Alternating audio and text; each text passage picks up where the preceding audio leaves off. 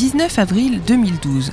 Le Conseil local de sécurité et de prévention de la délinquance, le CLSPD, provoquait une journée prévention cyclo à destination des élèves de CM1 et CM2 des écoles primaires de Saint-Florentin. Car entre 9 et 11 ans, nombreux sont les élèves de primaire à se déplacer en semaine ou durant le week-end à vélo. Mais leur comportement sur la voie publique est parfois dangereux, parfois inapproprié. Le but de cette journée du 19 avril était donc de rappeler les règles élémentaires, de faire connaissance avec les différents intervenants de la prévention routière ou de s'initier aux gestes de premier secours.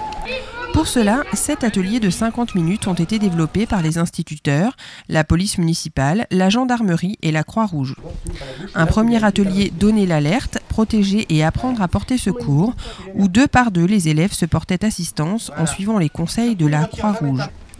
Un atelier vélo et code de la route, durant lequel la police municipale, après avoir rappelé les règles de conduite, a interrogé les élèves sur la signalisation routière et a proposé un jeu de questions-réponses.